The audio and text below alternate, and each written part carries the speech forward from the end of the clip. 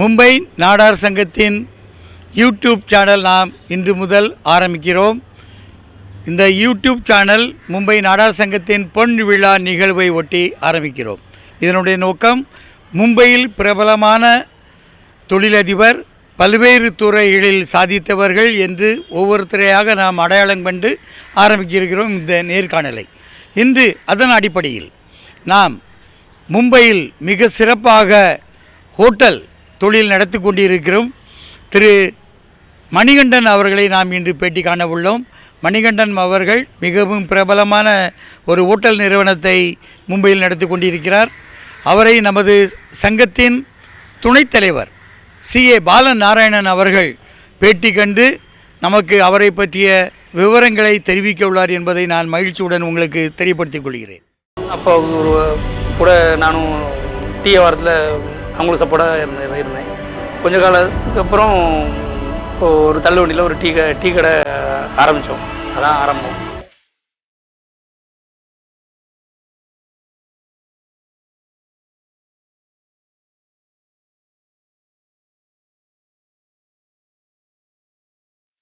பதினஞ்சு வருஷத்துக்குள்ள இந்த டீ கடை, தோசை கடை, ஹோட்டல் இந்த அளவுக்கு கொண்டு போயிட்டு அதுக்கப்புறம் தான் coffee shop, only coffee, filter coffee இங்கே ரொம்ப எல்லாருமே விருப்பப்படுறாங்க.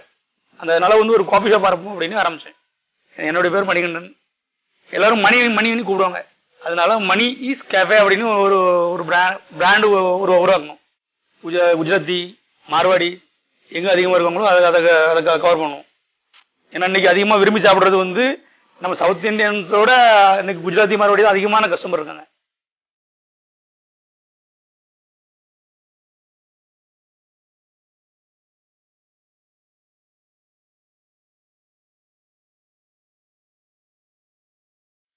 சொந்த முதல்ல யார் நல்லா கொஞ்சம் வறுமை, கொஞ்சம் கஷ்டப்பட்டு இருக்காங்க, நேர்மையாக இருக்காங்க, அவங்கள நம்ம கூட எடுத்து அவங்களையும் அரவணைச்சு அவங்களுக்கும் ஹெல்ப்பாக இருக்குது, நம்மளுக்கும் அது ஒரு சப்போர்ட்டாக இருக்குது. இன்னைக்கு அப்படி பண்ணிக்கிட்டு இருக்கோம். ஒரு கட்டத்தில் கடை தேடிக்கிட்டு இருக்குதுல கடை கொடுக்க முடியாங்க. ரோட்டில் யாரும் பார்க்குறானே இவனை நம்பி நம்ம எப்படி கடை கொடுக்க? அப்போ தான் எனக்கு டீ தூள் சப்ளை பண்ணிக்கிட்டு இருந்தாங்க. ஒரு ஆள் எமன் ஷா, ஒரு ஜெயின், பர்ச்சேஸ் பண்ணால் கரெக்டாக பணம் கொடுப்பேன், உங்களுக்கு கரெக்டாக கொடுத்துட்டு இருந்தேன். அந்த நம்பிக்கையில அவரு ஏன்னா எனக்கு கடை வாங்கி கொடுக்குறாரு.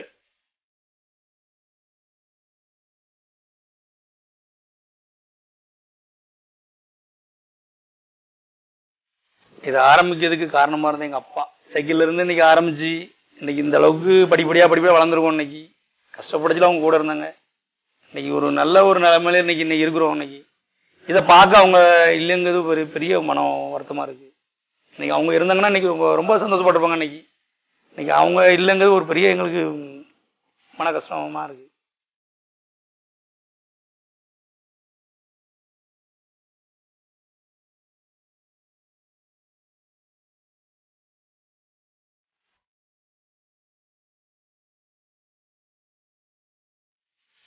வணக்கம்.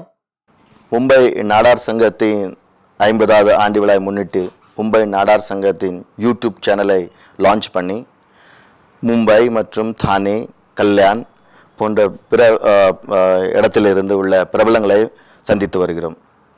வெவ்வேறு துறையில் வெவ்வேறு இடங்களில் இன்றைக்கி நல்ல பொசிஷனில் உள்ள தொழிலதிபர்களை சந்தித்து வந்து கொண்டு வருகிறோம். அதன்படியாக ஃபஸ்ட்டு இன்னைக்கு நம்முடன் மணிஷ் கேஃபேயின் chairman, managing director Shri Manikandan அவர்கள் வந்துள்ளார்கள். வணக்கம். வணக்கம் மணிகண்டன் அவர்களே. மணிஷ் கேஃபேயின் உரிமையாளர், chairman, director, managing director. So Manikandan ஒரு மணிஷ் கேஃபேயின் உரிமையாளர் இன்னைக்கு எல்லாரும் மும்பை, தானே, கிட்டத்தட்ட மகாராஷ்டிரா பொறுத்தவரை முக்கியம் எல்லாருக்கும் மணிஷ் கேஃபே முதலாளின்னு தெரியுது. ஆனால் உங்களோட ஆரம்ப கட்ட வாழ்க்கை பிறந்த யாருக்குமே தெரியாது. கொஞ்சம் நீங்க எங்க பிறந்தீங்க, எப்படி மும்பை வந்தீங்க, அதை பற்றி கொஞ்சம் என்ன சொன்னால் எல்லாருக்கும் தெரியும். வணக்கம், எல்லாத்துக்கும் வணக்கம். எனக்கு என்னுடைய சொந்த ஊர் திருநெல்வேலி மாவட்டம் நாங்குநேரி தாலுகாவில் உள்ள மேலமுடிஞ்சிப்பட்டி என்ற கிராமம். அங்கே தான் பிறந்தது என்னுடைய ஒரு பூர்வீகம். 7ஆம் வகுப்பு வரைக்கும் ஊரில் பள்ளி படிச்சுட்டு இருந்தேன்.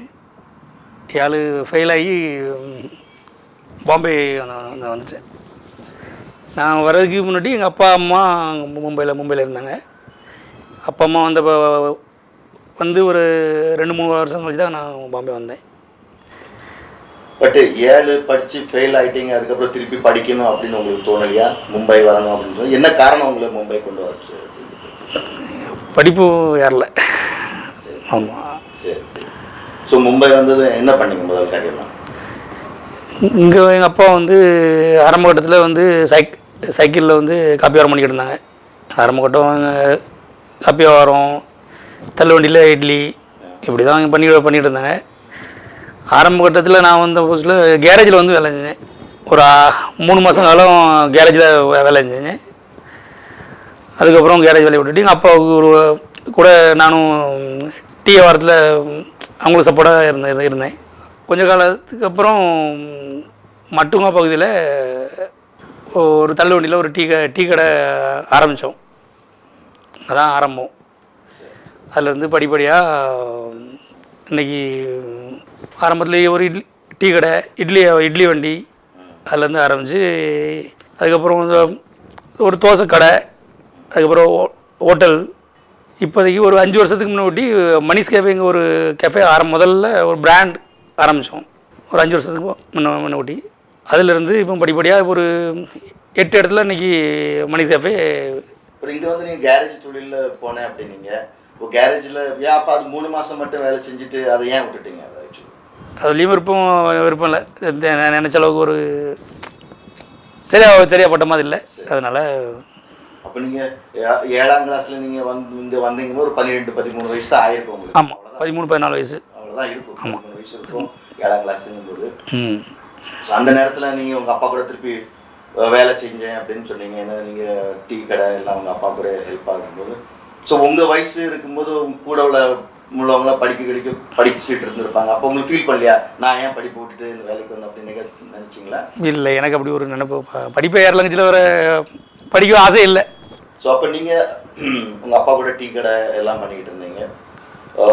பட் அதுக்கப்புறம் மணிஷ் கேஃபேங்கிற பிராண்ட் வரைக்கும் உங்கள் பயணத்தை பற்றி சொல்லுங்க. எங்கே நீங்கள் ஒரு டீ கடையிலேருந்து நீங்கள் எப்படி இந்த சவுத் இண்டியன் ஸ்நாக்ஸ், அதாவது நம்ம தென்னிந்திய உணவுக்கு எப்படி நீங்கள் ஸ்பெஷலைஸ் என்ன தோணுச்சு உங்களுக்கு இதை ஆரம்பிக்கலாம் அப்படின்னு சொல்லி அதை பற்றி கொஞ்சம் எடுத்து நல்லா இருக்கும். ஆரம்ப காலத்தில் வந்து டீ கடை நல்லா டீ கொடுக்கணும், நல்லா டீ காஃபி கொடுக்கணும், ஒரு ஆர்வத்தினால தான் எல்லாமே நம்ம பண்ணோம். நல்லா கொடுக்கணும், நல்லா தரமாக கொடுக்கணும் அப்படிங்கிற ஒரு இதில் தான் நம்ம பண்ணோம். அதுக்கப்புறம் டிஃபன் டீ குடிச்சிருந்து அதே ஒரு அது சார்ந்து இருக்கிறதுனால டிஃபன் ஆரம்பிப்போம். ஒரு டிஃபன் ஆரம்பித்தோம். அதுவும் நல்லா ரெஸ்பான்ஸ் இருந்துச்சு. அது ரோட்டு கடையில் தான் ஆரம்பித்தோம். நல்லா தரமாக கொடுக்கணும், அதுக்கும் நல்ல வரவேற்பு இருந்துச்சு நம்மளுக்கு. அது சார்ந்து மாதிரி நம்ம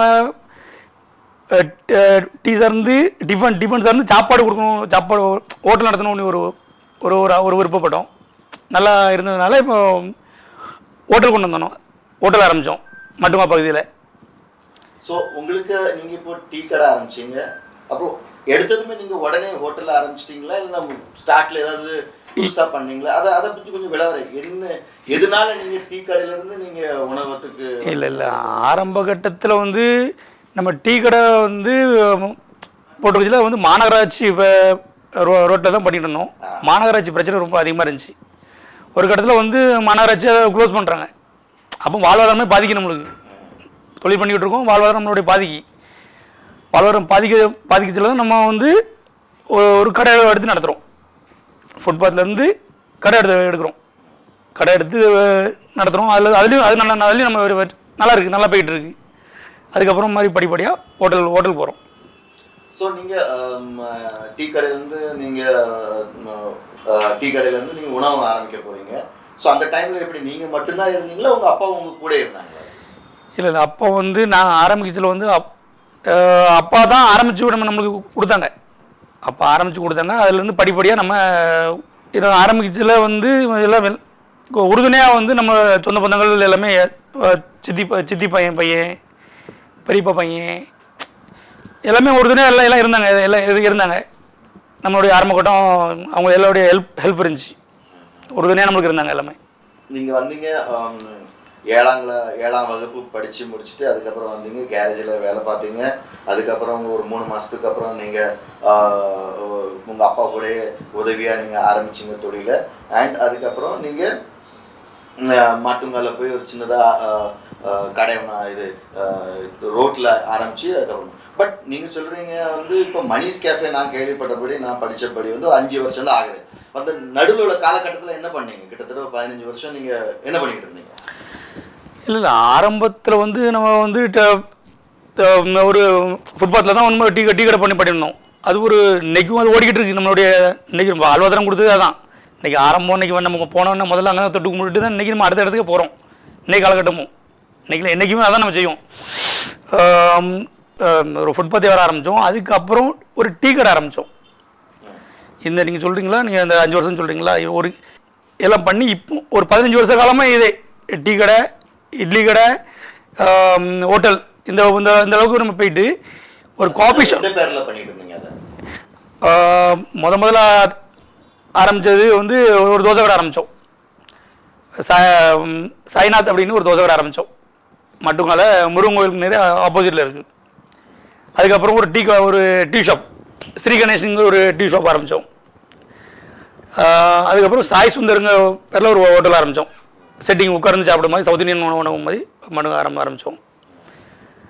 அதுக்கப்புறம் இப்போ ஒரு 5 வருஷம் 15 வருஷத்துக்குள்ள இந்த டீ கடை, தோசை கடை, ஹோட்டல் இந்த அளவுக்கு கொண்டு போயிட்டு அதுக்கப்புறம் தான் coffee shop, only coffee, filter coffee இன்றைக்கி இங்கே ரொம்ப எல்லாருமே விருப்பப்படுறாங்க. அதனால் வந்து ஒரு காஃபி ஷாப் ஆரம்பிப்போம் அப்படின்னு ஆரம்பித்தேன்.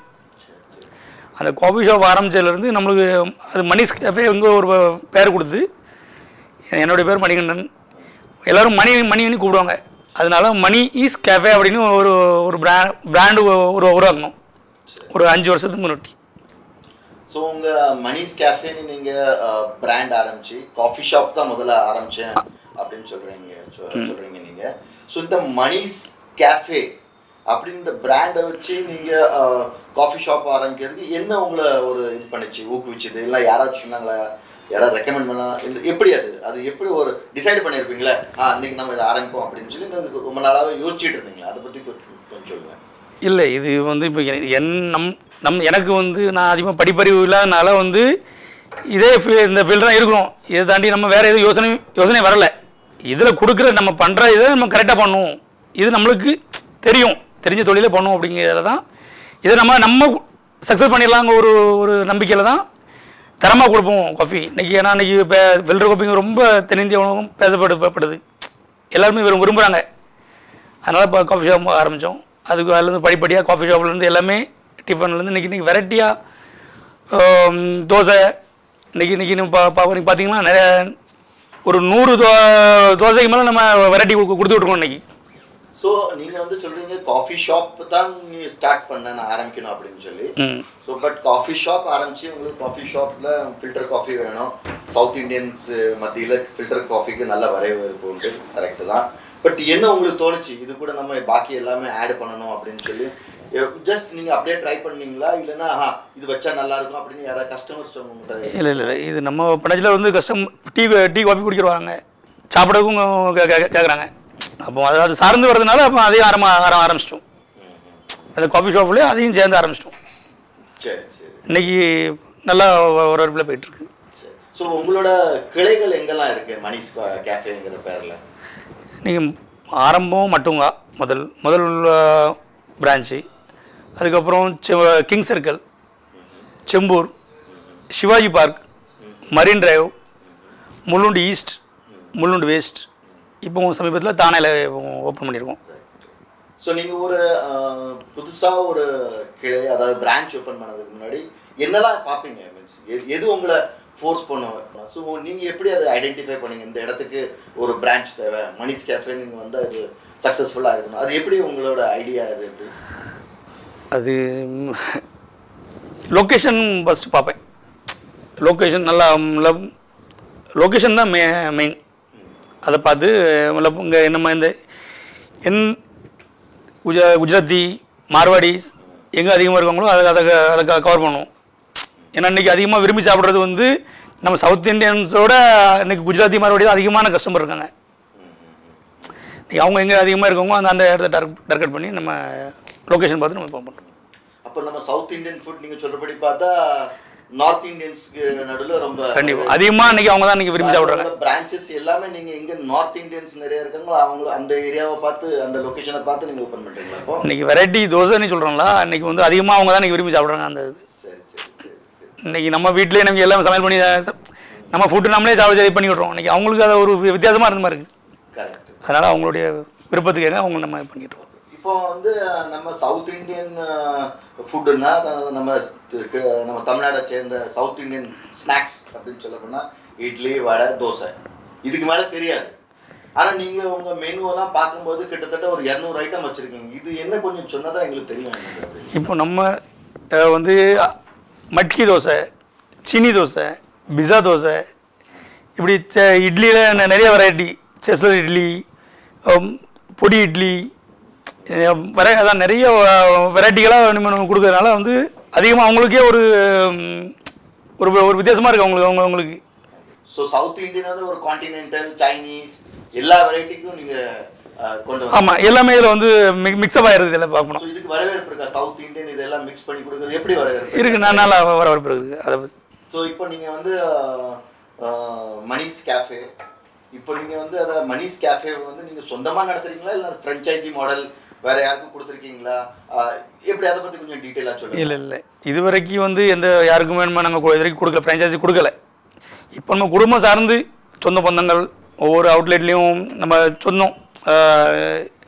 சித்தப்பா பையன், பெரியப்பா பையன், பெரியம்மா பையன், பசங்க எல்லாமே அண்ணன் தம்பி, மாமா, தாய்மாமார்கள் எல்லாமே சொந்த முதல்ல யார் நல்லா கொஞ்சம் வறுமை கொஞ்சம் கஷ்டப்பட்டு இருக்காங்க, நேர்மையாக இருக்காங்க. அவங்கள நம்ம கூட எடுத்து அவங்களையும் அரவணைச்சி அவங்களுக்கும் ஹெல்ப்பாக இருக்குது, நம்மளுக்கும் அது ஒரு சப்போர்ட்டாக இருக்குது.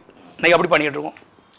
ஸோ நீங்கள் இப்போ வந்து உங்கள் மணிஸ் கேஃபே பிராண்டை நீங்கள் ஃப்ரென்ச்சைசி மாடலுக்கு கொண்டு போகாமல் நீங்கள் சொந்தமாகவே வச்சுக்கிட்டு இருக்கலாம் அப்படின்னு ஏதாவது பிளான் பண்ணுறீங்களா? இல்லை ஃப்ரென்ச்சைசிக்கு போகணும் அப்படின்னு ஏதாவது பிளான் இருக்கா? ஏதாவது திங்கிங் பண்ணுறீங்களா அதை பற்றி? இல்லை இது வரைக்கும் பண்ணலை, கொடுக்கல. இது வரைக்கும் இனிமே வந்து ஒரு கட்டத்தில் இனிமே ஒரு 20 பிரான்ச், இப்போ நம்மளுக்கு 8 தான் இருக்குது. ஒரு 20 பிரான்ச்சுக்கு மேலே வந்து நம்ம ரன் பண்ணணும். நல்லா வெற்றிகரமாக நம்ம ரன் பண்ணிட்டோம்னா அடுத்த கட்டத்துக்கு யோசிக்கலான்னு ஒரு இது இருக்கும். ஸோ நீங்கள் சொன்னபடி இப்போ பிரான்ச் உங்களுக்குள்ள பார்த்தீங்க, நீங்கள் எல்லாம் பார்த்து 8 பிரான்ச்சை நீங்கள் சொன்னீங்க. அதில் ஃபஸ்ட்டு பிரான்ச் இப்போ தான் நீங்கள் தானேயில் ஓப்பன் பண்ணீங்க, இப்போ நீங்கள் தான் சொன்னீங்க. ஆமாம். ஸோ உங்களோட மணிஸ் கேஃபே வெறும் மும்பை சுற்றி உள்ள ஏரியாவில் மட்டும்தான் வைக்கணுமா? இல்லைன்னா மற்ற மாநிலங்களுக்கு கொண்டு போகணுமா? அது அடுத்த ஸ்டேட்டுக்கு கொண்டு போகணுமா?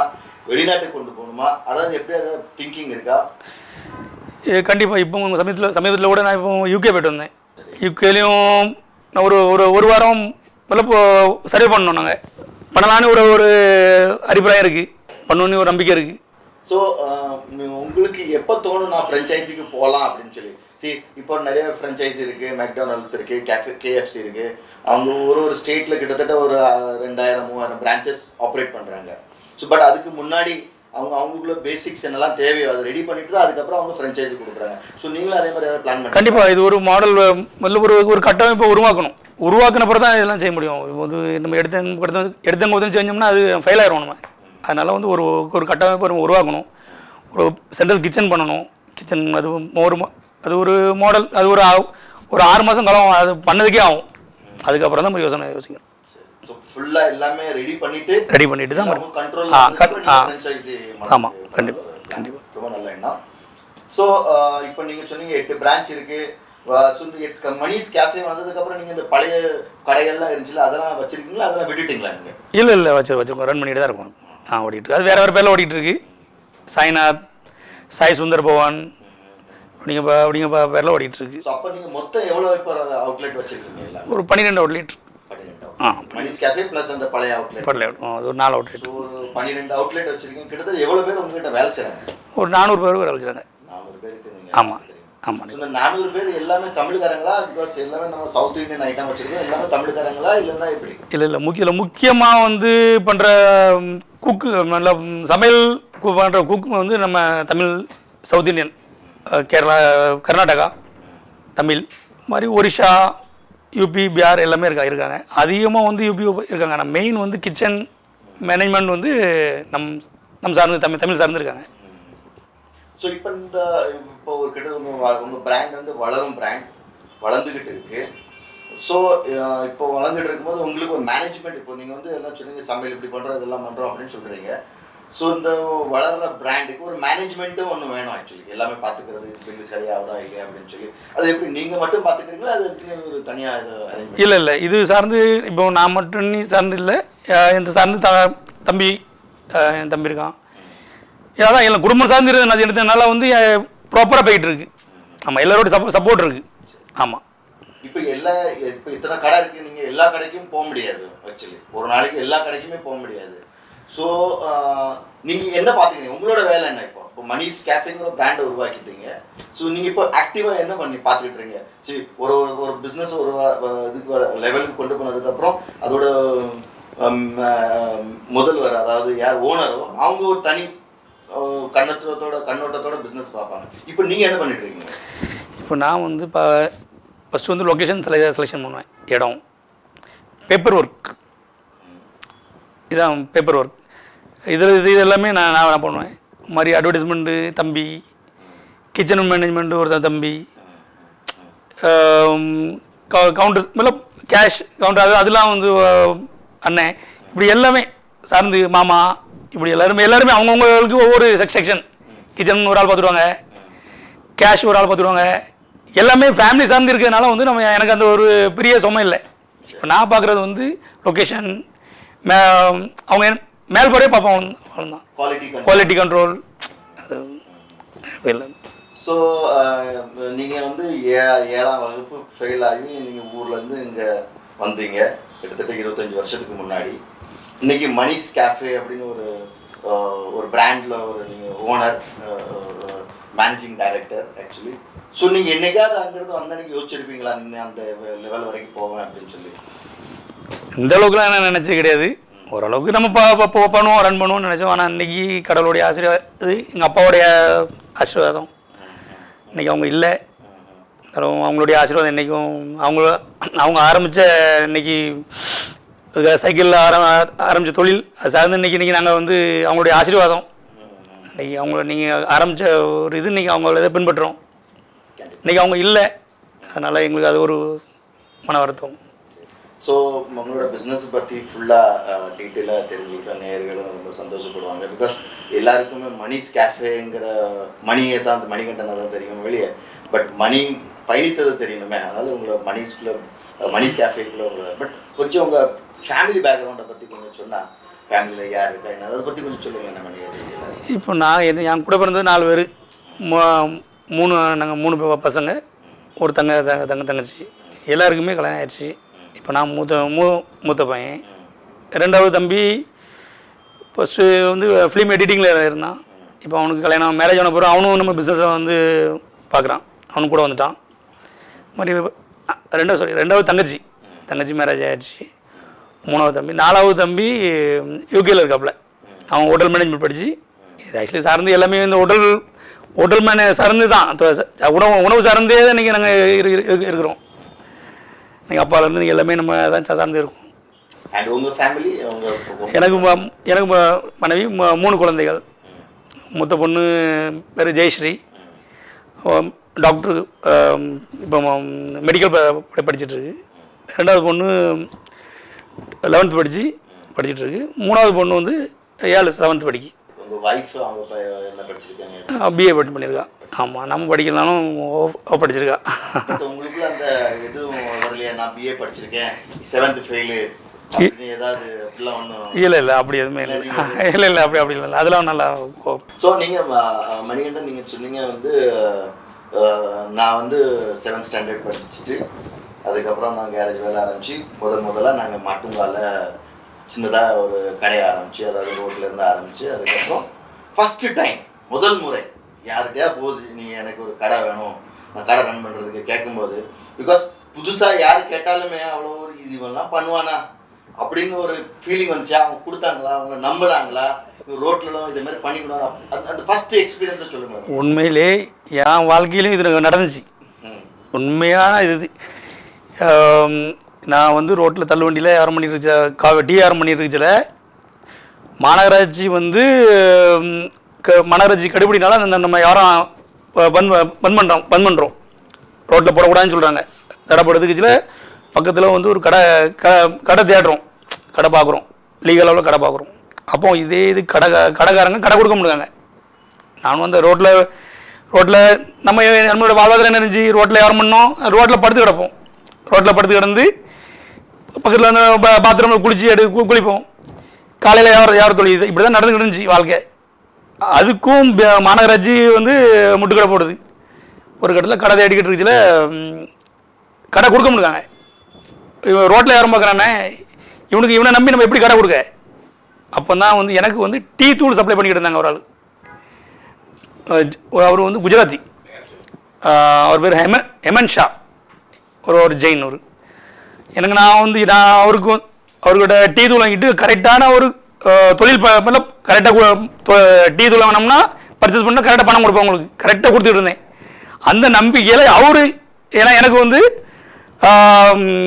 கடை வாங்கி கொடுக்குறாரு, என் பேரில் எக்ரிமெண்ட் பண்ணுங்க, நான் அவனுக்கு கேரண்டி அப்படின்னு அவர் பண்ணி கொடுக்குறாரு எனக்கு. இன்றைக்கி அவரை வாழ்க்கையில் என்னால் மறக்க முடியாது. இன்றைக்கி நான் இந்த பொசிஷனில் இருக்கக்கும் அவரும் ஒரு காரணம்.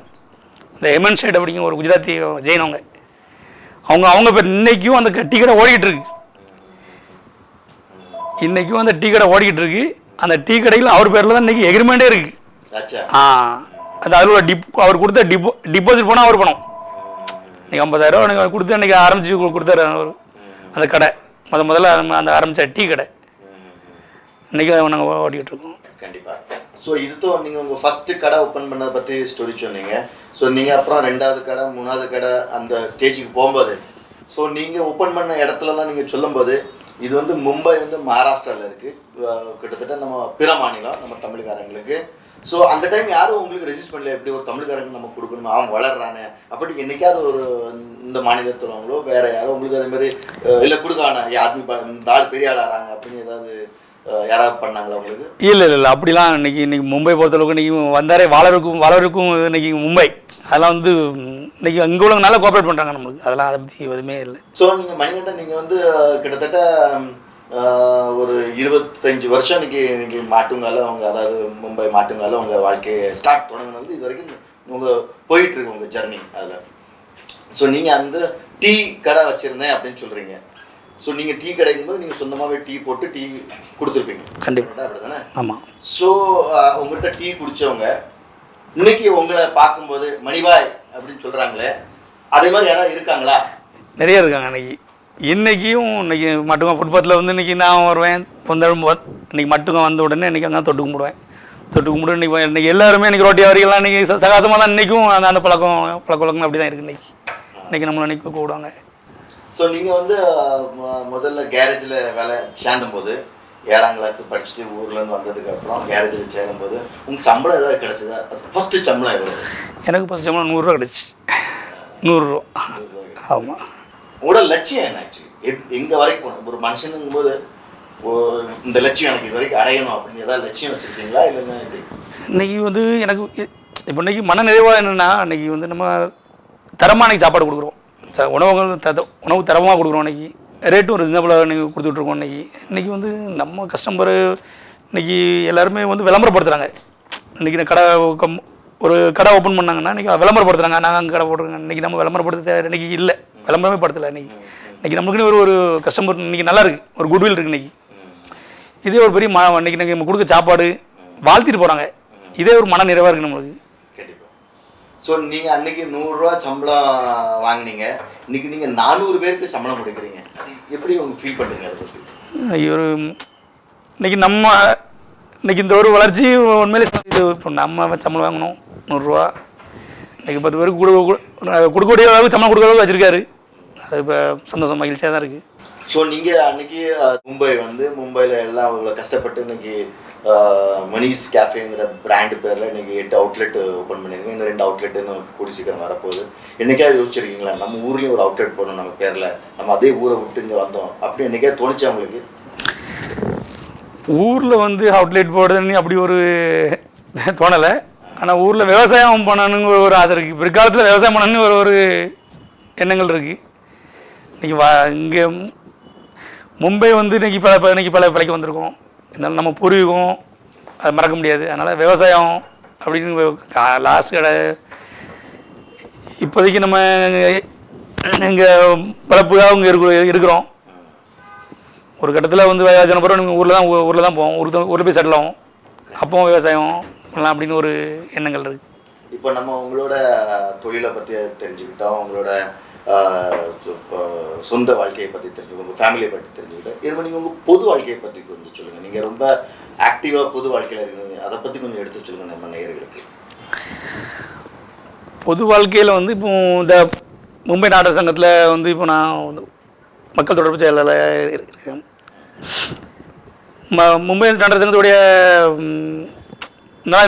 நல்லா அவங்க பண்ணுற ஒரு ஹெல்ப் நல்லா இருந்துச்சு. இன்றைக்கி படிப்புக்கு இன்றைக்கி முக்கியத்துவம் கொடுக்குறாங்க.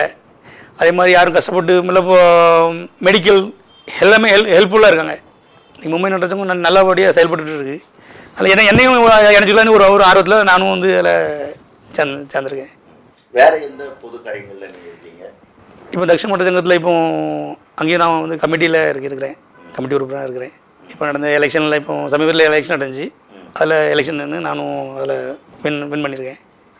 இருக்கேன் இப்போ ஒரு ரெண்டு மாதங்கள் ஆகிருக்கு. இனிமேதான் ஒரு நல்லது ஒரு நம்ம தொழில் சார்ந்து இன்றைக்கி ஒரு டெவலப் பண்ணிகிட்ருக்கோம். நம்மளும் சமுதாயத்துலேயும் ஒரு டெவலப்பிங் பண்ணலாம் அப்படிங்கிற ஒரு இதில் தான் உள்ளே வந்திருக்கேன். அது தவிர வேறு ஏதாவது நீங்கள் சங்கங்களில் ஏதாவது இணைஞ்சிருக்கீங்களா? சிவந்தியா நற்பணி மன்றத்தில் இருக்கிறேன். நற்பணி மன்றத்தில் இருக்கிறேன். ஸோ நீங்கள் இந்த பொது இவ்வளோ சொன்னீங்க, நீங்கள் மும்பை நாடக சங்கத்துக்கு கூட இருக்கீங்க, தட்சிணமான நாடக சங்கத்துக்கு கூட இருக்கீங்க, சிவந்தியார் ஆதித்யநாத் நற்பணி மன்றத்துக்கு கூட. இதுக்கு ஏதாவது ஒரு நோக்கம் உண்டுல்ல நீங்கள் சங்கத்து நீங்கள் சேரும்போது, நான் இது ஏன் சேர்றேன் அப்படின்னு சொல்லி? இல்லை வருமானம் மட்டும் பிஸ்னஸ் மட்டும் நீ பண்ணாமல் ஒரு பொது நலத்துலேயும் சேரணுங்க ஒரு ஆர்வத்தில் தான் வந்து சேர்ந்துருக்கிறது. வந்து வேறு எந்த நோக்கமும் அப்படி கிடையாது. ஸோ நீங்கள் இந்த சங்கங்களில் நீங்கள் இணைஞ்சதுக்கப்புறம் நீங்கள் பொது வாழ்க்கையில் நீங்கள் பொதுமக்களுக்கு நீங்கள் என்ன சேவை பண்ணியிருக்கீங்க? பொதுமக்களுக்கு தனிப்பட்ட இல்லை, சமுதாயம் சங்கம் சார்ந்து தான் இப்போ பண்ணிகிட்டு இருக்கோம். சங்கம் சார்ந்து நம்மளுடைய பங்களிப்பு சங்கத்தில் என்னென்ன செய்யணுமோ அதை சங்கம் சார்ந்து செஞ்சுக்கிட்டு இருக்கோம். ஸோ மணிகண்டன் அவர்களே, நீங்கள் வந்து இன்னைக்கு இந்த லெவலுக்கு வந்திருக்கீங்க. கஷ்டப்பட்டு ஒரு லெவலுக்கு வந்தாச்சு, நம்ம எட்டியிருக்கோம். இந்த தருணத்தில் யாராவது மிஸ் பண்ணியிருக்கலாம், இவங்க நம்ம கூட இருந்தால் இன்னும் நல்லா இருந்திருக்கும், இல்லை நம்ம எப்படி ஆரம்பித்தோம் இன்றைக்கி இவ்வளோ வந்திருக்கோம் அப்படின்னு எனக்கு அது யோசிச்சுருந்தா? இன்றைக்கி இதை ஆரம்பிக்கிறதுக்கு காரணமாக இருந்த எங்கள் அப்பா.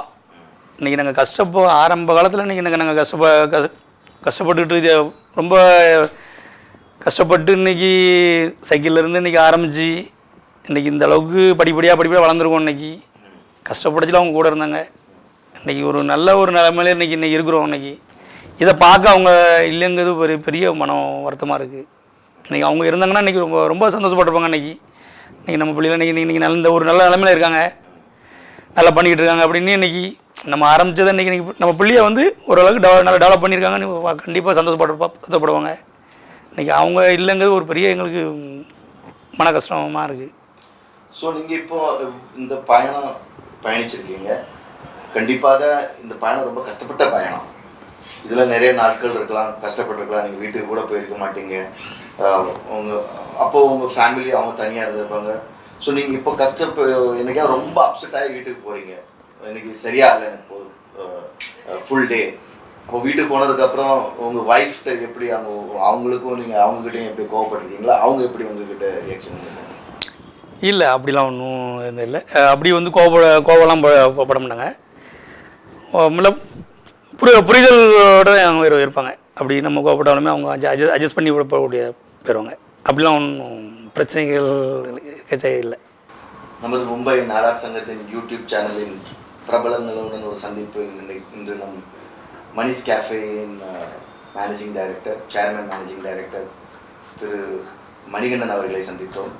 நம்ம கேட்ட கேள்விகள் எல்லாமே விளக்கமாக விவரமாக மணிஷ் கேஃபே என்று இன்னைக்கு இந்த நிலைமைக்கு வந்திருக்குன்னா அதுக்குள்ள காரணங்கள் எல்லாமே அவருடைய பயணம் எல்லாத்தையுமே நல்லா எடுத்து சொன்னார். அவர் இவ்வளோ ஒரு பிஸி ஷெடியூலில் இங்கே வந்து நம்ம கூட ஒரு டைம் ஸ்பெண்ட் பண்ணி அவருக்குள்ளே வாழ்க்கை வரலாறை பற்றி நம்ம கூட ஷேர் பண்ணதுக்கு மும்பை நாடார் சங்கம் சார்பாக அவர்களை நன்றி வணக்கம் தெரிவிச்சுக்கிறேன்.